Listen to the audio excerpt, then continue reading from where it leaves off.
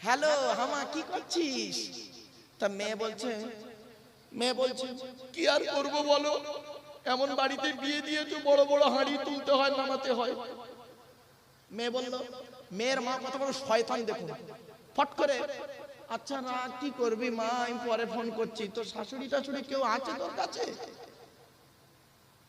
হ্যাঁ ওই শাশুড়ি আনাজ করে দিচ্ছে, আমি রান্না করছি। আচ্ছা মা রাখ, রাতে তুই ফোন করিস। ফোনটা কেটে দিল।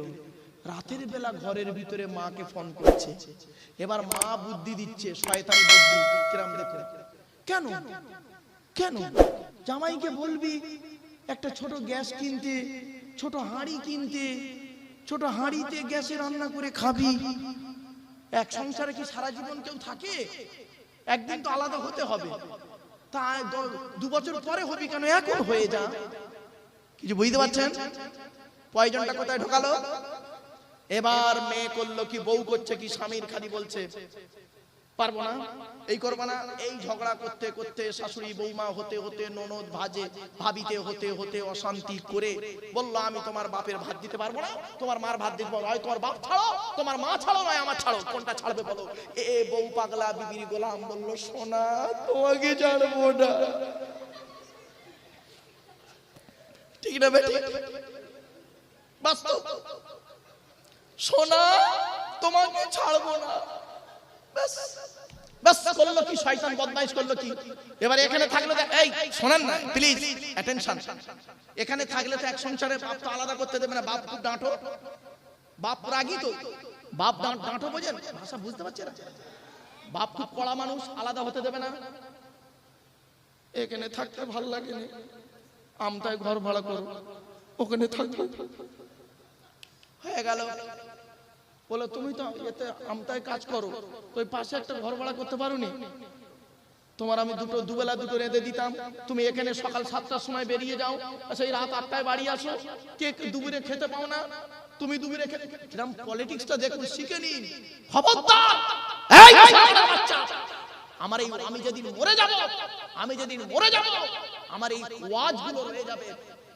বউ স্বামীকে বলছে, তুমি সকাল 7টায় চলে যাও, রাত 10টায় বাড়ি ফেরো, দুপুরে খেতে পাও না, আমার কি বুকটা কাঁদে না বলো? ছেলে মনে করলো বাবরে দয়া সাগর।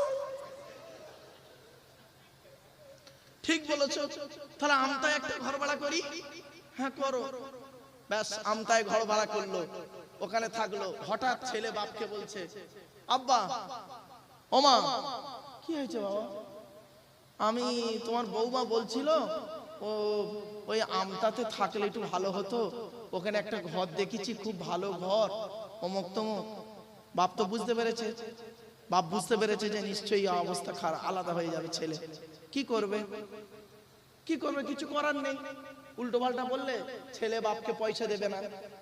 বুঝতে পারছেন? এবার ছেলে বাপকে পয়সা দেবে না, ছেলে মাকে ওষুধ কেনার পয়সা দেবে না। মা তখন বাধ্য হয়ে কেঁদে কেঁদে বলছে, যেটা ভালো বুঝিস কর বাবা। বউকে নিয়ে চলে গেল। এবারে সারা মাস ইনকাম করলো, ইনকাম করে মাসের মাইনে পেয়ে এখন কার নামে টাকাটা করে? বউয়ের নামে ব্যাংকের বই করলো, আর বউ নমিনি করছে ওর ভাইকে। বুঝতে পারেননি কথাটা? বউয়ের নামে নমিনি করছে, বউ মানে বউয়ের নামে ব্যাংকের বই করছে, আর বউ নমিনি করছে ওর ভাইকে, মানে ওর শালাকে। হয়েছে? এই ছেলেরা, এই কোরআনের দলিল বলে যাচ্ছি, কোরআন বলছে, আমি বলিনি। ইয়াসআলুনাকা মাযা ইউনফিকুন কুল মা আনফাকতুম মিন খায়রিন ফালিওয়ালিদাইনি ওয়াল আকরাবিন। 2 নম্বর পারার 12 নম্বর পৃষ্ঠা 13 নম্বর লাইন, সূরার নাম সূরা বাকারার মধ্যে আল্লাহ পাক বলে দিলেন, এই ছেলেমেয়েরা টাকা পয়সাগুলো কোথায় ব্যয় করবে?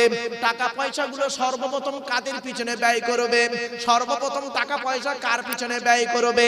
আল্লাহ পাক কোরআনে বলছেন, নবী তুমি বলে দাও, টাকা পয়সাগুলো সর্বপ্রথম তোমরা তোমাদের বুড়ো বুড়ি বাপ আর মায়ের পিছনে ব্যয় করবে, আল্লাহ খুশি হয়ে যাবে। সর্বপ্রথম টাকা পয়সা ব্যয় করবে বাম্মার পিছনে। আরে বেয়াদব ছেলে কিছু আছে, বাম্মাকে আগে দেয় না, শ্বশুর শাশুড়ি করছে ভক্তি। আল্লাহর নবী বলেছেন, আমি বলিনি, নবী বলেছেন পৃথিবী ধ্বংসের লক্ষণ হলো, অসুবিধা হচ্ছে নাকি বাবা? পৃথিবী ধ্বংসের লক্ষণ হলো নিকটবর্তী লোকের সঙ্গে মহব্বত থাকবে না, দূরবর্তী লোকের সঙ্গে মহব্বত তৈরি হবে। ঠিক না বেঠিক? নিজের বাপের প্রতি ভালোবাসা নেই, শ্বশুরের প্রতি ভালোবাসা খুব বেশি। নিজের বাপকে একটা লুঙ্গি কিনে দিয়েছে, তার দাম 300 টাকা। শ্বশুরকে যে মালটা কিনে দিল তার দাম 1300 টাকা। অভাগিনী মাকে একটা শাড়ি কিনে দিয়েছে, তার দাম 500 টাকা। শাশুড়িকে যে মালটা কিনে দিল তার দাম 2500 টাকা। বিবেককে প্রশ্ন করো। শুধু তাই নাই, নিজের মায়ের পেটের ভাইয়ের প্রতি ভালোবাসা নেই, স্ত্রীর ভাই শালার প্রতি ভালোবাসা খুব বেশি। ঠিক না বেঠিক? নিজের মায়ের পেটের বোনের প্রতি ভালোবাসা নেই, স্ত্রীর বোন শালীর প্রতি স্নেহ খুব বেশি। নিকটবর্তী লোকের সঙ্গে মহব্বত থাকবে না, দূরবর্তী লোকের সঙ্গে মহব্বত তৈরি হবে। ও বন্ধুরা, অনুরোধ করে বলে যাচ্ছি, বাপ আর মাকে জীবনে কোনোদিন কাঁদায়ও না, নিজের অভাগিনী মাকে কোনোদিন কাঁদায়ও না। বাম্মার চোখের পানি যদি একবার পড়ে যায় তোমার লাইফটাই নষ্ট হয়ে যাবে। আর বাম্মা যদি দোয়া দিয়ে দেয়, আল্লাহর নবী বলেছেন 3 ব্যক্তির দোয়া আল্লাহর দরবারে কবুল হয়, কোনো মিস যায় না। 1 নাম্বার হলো দাওয়াতুল মাজলুম, অত্যাচারকৃত মানুষের দোয়া। কোন স্বামী যদি তার স্ত্রীর উপরে অন্যায়ভাবে অত্যাচার করেন, ওই স্ত্রী যদি বলে খোদা গো আমি অন্যায় করিনি, আমার স্বামী আমার উপরে নির্মমভাবে অত্যাচার করছে, আল্লাহর তরফ থেকে গজব পড়বে, বলতে আর হবে না। অনেক ননদ আছে দেখবেন, ননদ ভাইয়ের কানে কামড়াচ্ছে যাতে ভাই ভাবিকে মারে, এই ধান্দা করে। এ যুবতী বোনেরা শুনে নাও, ঘুঁটে পড়ে গোবর হাসে, ঘুঁটে বলে তোরও একদিন আছে।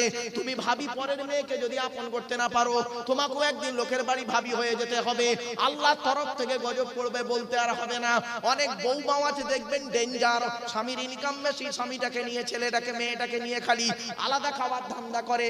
একই দিয়ালের এপারে স্বামী স্ত্রী ছেলে মেয়েকে নিয়ে মুরগির মাংস দিয়ে ভাত খায়, আর দিয়ালের ওপারে বুড়ো বুড়ি শ্বশুর শাশুড়ি আলু ছানা ডাল খাচ্ছে। ওই বউবার একটু বিবেকে বাঁধলো না। আমার বাপ আর মা যদি ওপারে থাকতো, আমি গোপনে 1 পেয়ালা তরকারি দিয়ে আসতাম। এ বউমা, তুমি মুফতি সাহেবের মেয়ে হও, হাজী সাহেবের মেয়ে হও, তুমি তোমার শ্বশুর শাশুড়িকে যদি নিজের বাম্মা মনে না করো, তোমার মতো বউমাও হলো জাহান্নামী। ইসলাম কোনোদিন এক পেশে কথা বলে না। অনেক শাশুড়ি আছে দেখবেন, অনেক শাশুড়ি আছে দেখবেন, মেয়ের পেটে বাচ্চা, মেয়ের পেটে বাচ্চা, বৌমার পেটে বাচ্চা, মেয়ের পেটে বাচ্চা, বৌমার পেটে বাচ্চা, নিজের মেয়েকে এনে খালি ফল মূল করে ভালো করে খাওয়াচ্ছে, মিষ্টি মিঠাই করে খাওয়াচ্ছে, আর বৌমাকে সারাদিন গাধার মতো খাটাচ্ছে।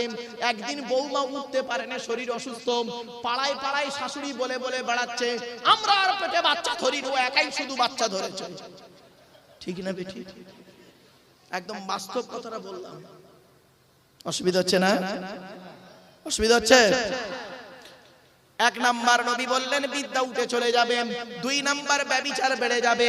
আজকের ব্যভিচার চলছে, ঘরের ভেতরে ব্যভিচার চলছে, ঘরের বাইরে এখন ব্যভিচার চলছে।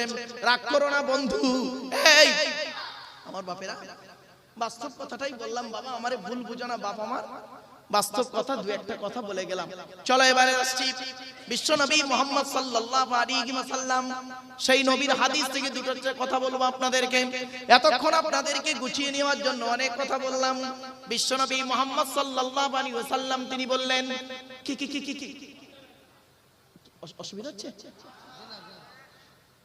এই পৃথিবী শুরু হবে একদিন, এই পৃথিবী শুরু হয়েছে একদিন, এই পৃথিবী ধ্বংস হবে একদিন। ঠিক না বেঠিক? এই পৃথিবী ধ্বংসের কয়েকটা লক্ষণ আছে, নবীজি বলে গেলেন, সেইগুলো আমি আপনাদের বলছি, বাস্তবে মিলিয়ে দেখে নিন। 1 নাম্বার নবী বললেন পৃথিবী ধ্বংসের লক্ষণ হলো বিদ্যা সমাজ থেকে উঠে চলে যাবে। বিদ্যা সমাজ থেকে উঠে চলে যাবে। আজ মাধ্যমিক, উচ্চ মাধ্যমিক, বিএ পাস, এমএ পাস, আলেম হাফেজ, মাস্টার, ডাক্তার, ইঞ্জিনিয়ার, প্রফেসর বেড়ে গেছে। বুড়ো বুড়ি মাম্মার অনেকে ভাতও দেয় না, খবরও নেয় না। ঠিক না বেঠিক? এই যারা বাম্মার ভাত দিও না, তারা খবরদার আমার ওয়াজ শুনবে না। বেয়াদব কোথাকারে, বাপের ভাত দাও না, মার ভাত দাও না, বেয়াদব, অভদ্র, জাতির কলঙ্ক, সমাজের কলঙ্ক।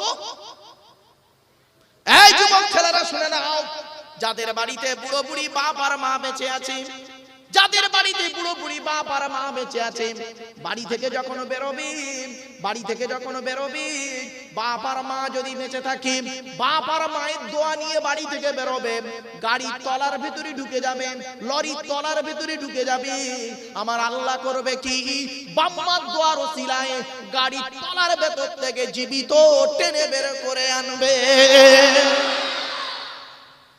বন্ধুরে, যেদিন বাপ চলে গেল, যেদিন মা চলে গেল, বাপ আর মায়ের জানাজা পড়িয়ে কবরে শুইয়ে দিয়ে যেদিন চলে এলাম, সেদিন থেকে বাপ আর মা ডাকটা জনমের মতো চলে গেল। যুবকরে অনুরোধ করে বলে যাচ্ছি, যাদের বাড়িতে বাম্মা এখনো বেঁচে আছে, খবরদার বুড়ো বুড়ি বাম্মাকে কাঁদায়ও না। আল্লাহর নবী বলেছেন, হকের উপরে তোদের বাম্মা যদি খুশি হয়ে যায়, আল্লাহ খুশি হয়ে যাবেন। হকের উপরে বাম্মা যদি নারাজ হয়ে যায়, আল্লাহ নারাজ হয়ে যাবেন। অনেক ছেলে আছে কি করে দেখবেন, তার কাছে বাম্মা খুব বোঝা হয়ে যায়। মায়ের ছোট্ট পেটে, মায়ের ছোট্ট পেটে, মায়ের ছোট্ট পেটে ছেলের জায়গা হয় 10 মাস 10 দিন, আর ছেলের 4 কামরা ঘরে অভাগিনী মায়ের একটু শোয়ার জায়গা হয় না। ঠিক না বেটি? বাস্তব কথাটা বললাম। একটা প্রশ্ন করি আপনাদের, বলুন তো দেখি, মাকে লাথি মারলে, মাকে লাথি মারলে মা হাসে না কাঁদে? বলুন বলুন বলুন বলুন বলুন আপনারা। ছেলে যখন মাকে লাথি মারে, মা তখন হাসে না কাঁদে? খুঁজে পাননি উত্তর? দুটোই করে, হাসে এবং কাঁদে। কখন হাসে কখন কাঁদে শুনে নিন। এই মা বোনেরা, আমার ওয়াজ শুনতে গেলে একটু বেরেল লাগবে, শুনে রেখে দিন। মায়ের পেটে যখন, মায়ের পেটে যখন বাচ্চা মাকে লাথি মারে, তখন মা হেসে ফেলে। ঠিক না বেটি? মায়ের পেটের ভিতরে বাচ্চা যখন থাকে, ডাক্তারে বলেছে বাচ্চা যদি নড়াচড়া না করে আমার কাছে আনবে, তাহলে জানবো বাচ্চা মরে গেছে। মা সব সময় খেয়াল রাখে বাচ্চা যাতে পেটের ভিতরে নড়ে। বাচ্চা যখন মায়ের পেটের ভিতরে লাথি মারে, মায়ের পেটের ভিতরে যখন বাচ্চা লাথি মারে, তখন মা আনন্দে হেসে ফেলে, আমার বাচ্চা মরে না, আমার বাচ্চা জীবিত। আর ওই বাচ্চা মায়ের পেট থেকে পৃথিবীর মুখ দেখার পরে বড় হয়ে যখন বুড়ি মাকে লাথি মারে, তখন মায়ের চোখ থেকে পানি পড়ে। ঠিক না বেটি? তাহলে মা হাসে, মা কাঁদে, দুটোই লাথি। একটা মায়ের পেটের ভিতরে লাথি মেরেছিলে, তোমার মা হেসেছিল, কারণ ডাক্তারকে বলেছিল আমার বাচ্চা বেঁচে আছে, অসুবিধা নেই স্যার। আর সেই মা মায়ের পেটের ভিতর থেকে এসে মাকে যখন ছেলে লাথি মারে, বইয়ের কথা শুনে মাকে মারে অনেক ছেলে আছে, বইয়ের স্ত্রীর কথা শুনে। আর বেশিরভাগ মেয়ের সংসার নষ্ট হয় মেয়ের মায়ের কান ভাঙানিতে। ঠিক না বেটি? মেয়ের মায়েরা এত বদমাইশ, বেশ কিছু মেয়ের মা আছে বদমাইশের ধারী, তারা খালি